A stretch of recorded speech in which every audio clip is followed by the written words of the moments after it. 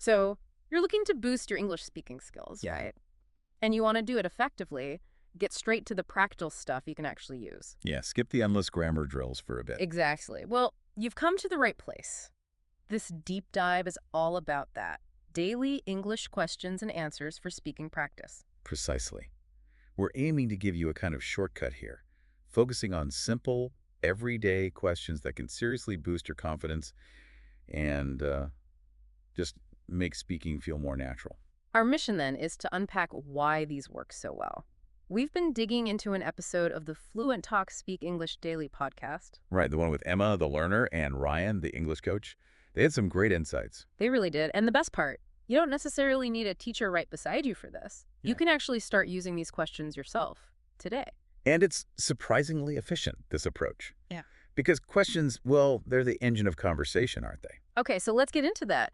Why is focusing on these simple daily questions such a smart move? What's the real power here? Well, think about Emma's perspective from the podcast. She found that using these questions regularly helped make English feel less like a school subject and more like, well, part of her actual life. So it encourages thinking in English. Exactly. It helps bypass that mental translation step, which can really slow you down. That makes a huge difference, moving from translator to just thinking. And Ryan, the coach, he mentioned a statistic that really stood out to me. Oh, yeah. He said something like, a big chunk, maybe 70% of our normal everyday chats rely on pretty similar question patterns. Things like, how was your day? Or, what are you up to? Right, those kinds of things. And mastering those basic structures means you're equipped for a lot of real-life situations. It's about being strategic. You focus on the high-frequency stuff, the building blocks you'll use over and over. So the big aha moment isn't about wrestling with super complex grammar right off the bat. Not at all. It's about getting comfortable, getting fluent with the kind of back and forth that makes up most of our daily communication, building that solid foundation first. Makes sense. And where does the day usually start? The morning, usually.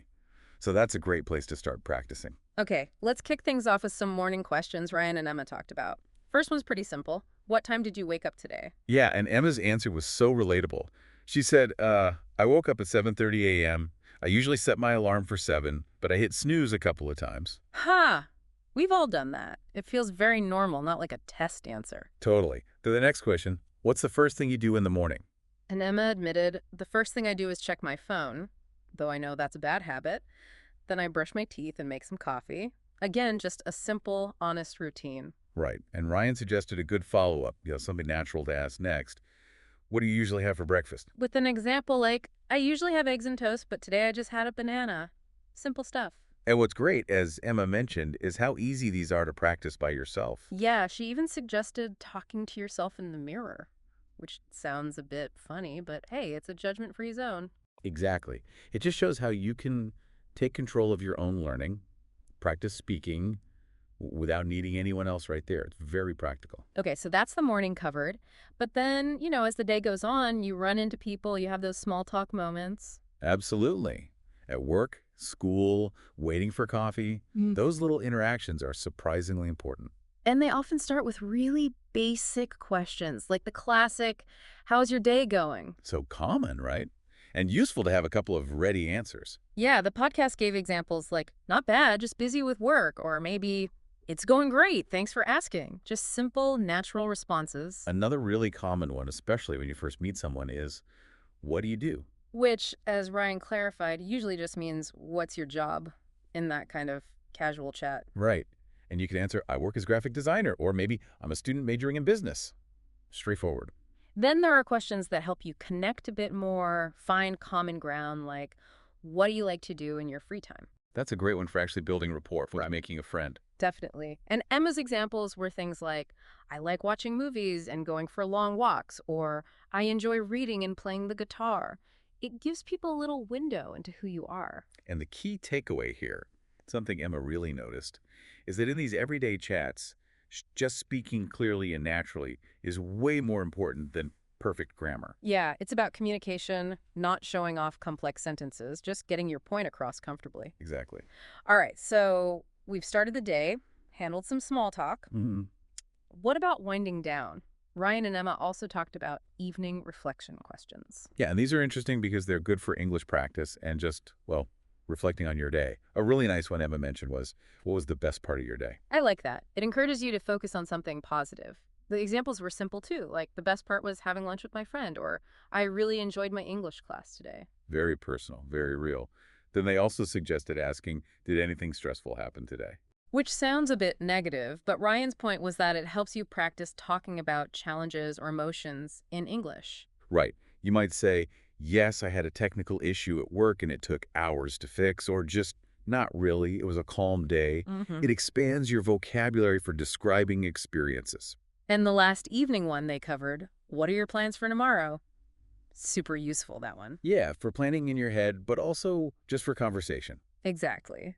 Answering with something like, I plan to go to the gym in the morning, or I have a meeting at 10 a.m. and then I'll study English. It uses future tense, talks about real life stuff.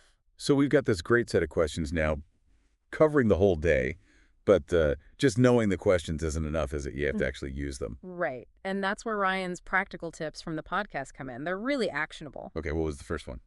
Choose just 5 questions a day. Don't overwhelm yourself. Maybe a couple for the morning, one midday, two in the evening.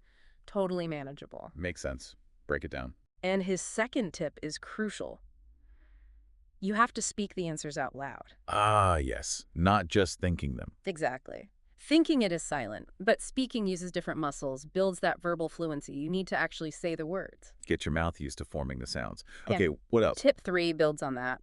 Record yourself, use your phone, whatever, and then listen back. Ooh, that could feel a bit awkward at first, maybe. Maybe, but it's such powerful feedback. You hear your pronunciation, your rhythm, maybe where you hesitated, things you just don't notice while you're speaking.